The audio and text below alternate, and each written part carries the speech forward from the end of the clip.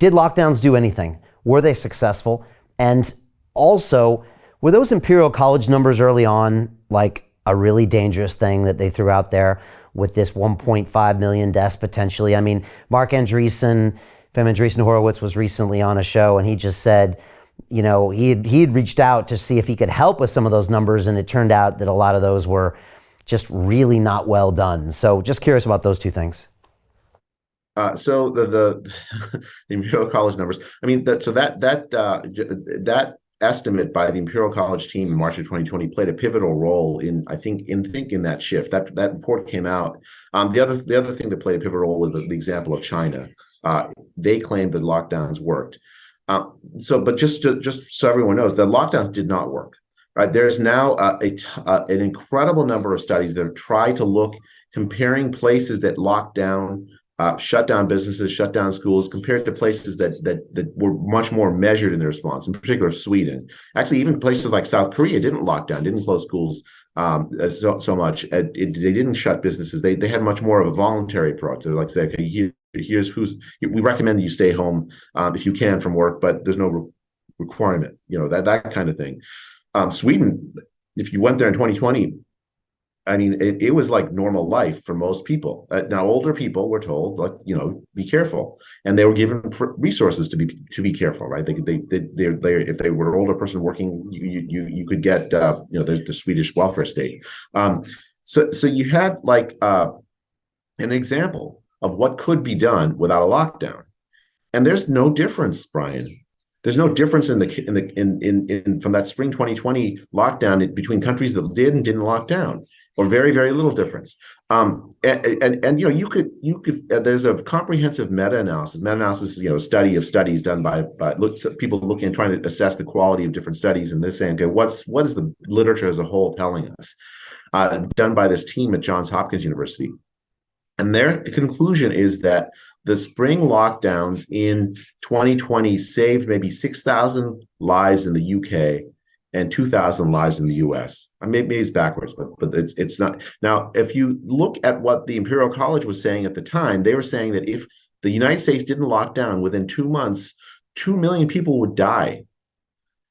In the UK, hundreds of thousands of people would die. In Sweden, this is it's not just a prediction about the total number of deaths. I've seen people online say, "Oh, well, look, almost 1 million people have died. It wasn't so bad a prediction in the United States, right?"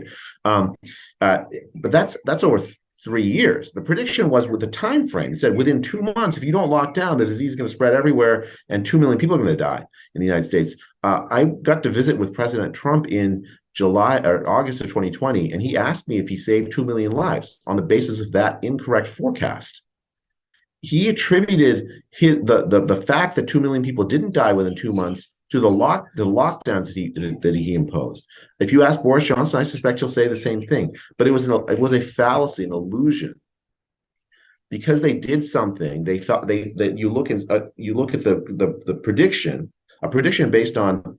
Mark Andreessen is right, based on assumptions that they had no idea were right, and in fact, ex post facto, were wrong,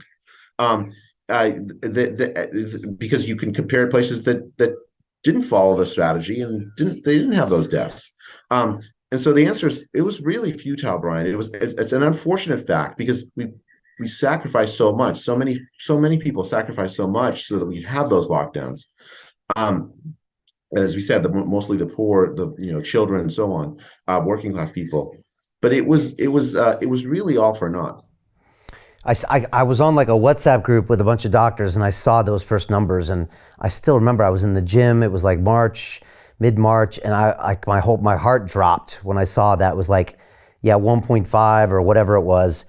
And it's funny how that study, like you said, the lockdowns in China and some of the visual cues we saw early on, right? People falling over and this lockdown thing, it kind of gave us a subliminal message in our brains. And then when we were told to, it was kind of like, oh, they did it, so we'll do it. And then you throw this number out, and a couple very small data points in terms of size end up changing the behavior of 8 billion people in the world.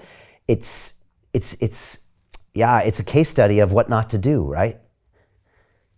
It was almost out of a movie, Brian, right? We're almost primed to think this way. Like there's a movie called Contagion, which Oh yeah. I mean, it's eerily similar.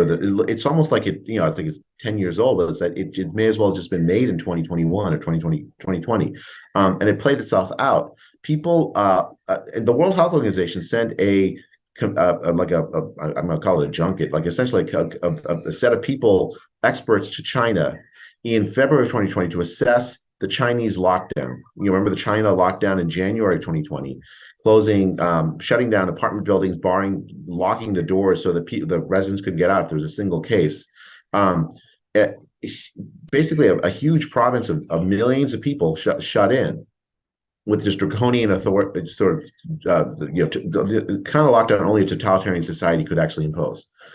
And the people who went on that WHO junket to China, they came back and wrote a report, and this included someone like a man named Cliff Lane, who was Tony Fauci's deputy. And he wrote a report to the chief epidemiologist of the WHO, Maria Van Kerkhove. And the conclusion was what China did worked. This is February 2020.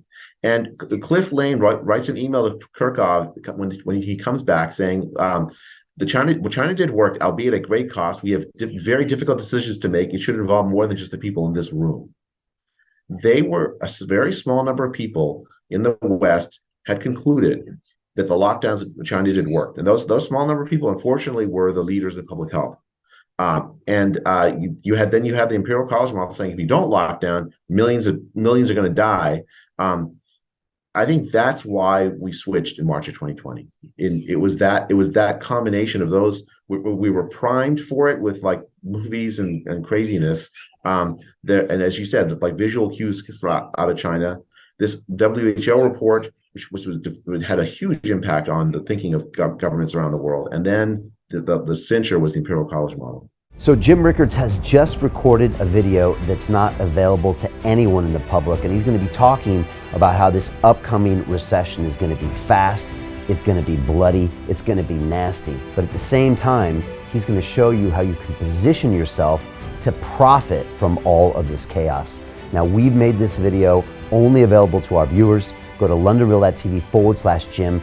Watch that immediately. I can't say enough good things about Jim Rickards. He understands the global economic system better than any guest I've ever had on London Real. His predictions are almost uncannily true, and you can learn how to profit from his vision, from his expertise, and his understanding of economics. So go to londonreal.tv/Jim or click the link below. It's an excellent, excellent look on what's going to happen in the future and how you can position yourself to profit from that. Jim is one of the best in the business, one of my favorite guests on London Real, and he's very, very good at predicting the future and showing us all to profit from it. So click the link, and I hope you enjoy. Hey, it's Brian Rose, founder of the DeFi Academy. I've told you my 4-week crypto bootcamp is amazing, but don't take my word for it. This is what my students are saying. The DeFi Academy was an amazing experience for me. It took me totally out of my comfort zone. In this course, I was challenged, I was held accountable, and pushed to do things that honestly weren't always easy. It's been phenomenal, and I can't believe we're already up on our 4 weeks. It has flown by. Going through this DeFi accelerator by far was one of the best courses I've taken. You do this course, you really get into the nitty-gritty of the activities that will make you comfortable with decentralized finance.